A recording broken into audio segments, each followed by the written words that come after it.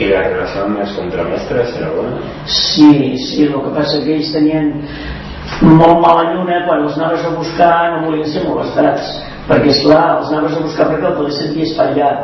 A vegades es descullava una cosa i es fa el talent no anava bé, o a vegades et feia una altra cosa i els havies d'anar a buscar per força perquè tu no ho podies fer, i esclar, es molestaven. N'hi havia moltes que empipaven més que no pas unes altres, i esclar, ara jo hi tenia sí bona relació, no sé, vull dir, sempre ens venien.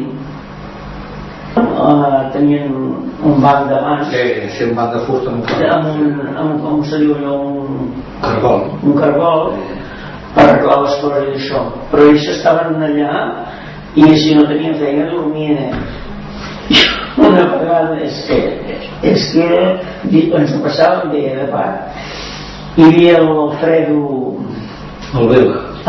Vila, que ara està molt malament, pobre, de resultes d'una operació.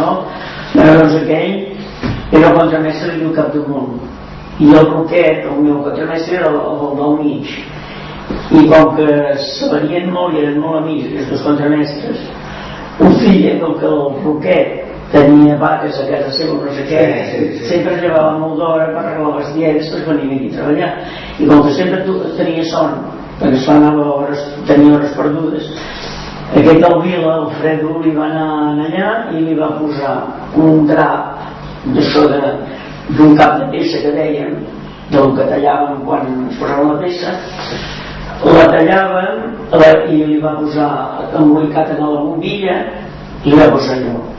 Però bueno, nosaltres al cap d'un rato quina pudor de cremat, i qui se sent pudor de cremat, i era el drap que s'havia escalfat amb el llum, i quan llavors li vam dir, van anar cap allà i li van dir, com que estava dormint, no se n'enterava, i totes li van dir, però que no te n'enteres que t'estàs cremant, i es va despertar tot així d'això, i llavors i amb Alfredo i el Roquet eren, bueno, ens feien cada tip de riure. Era molt de la bona.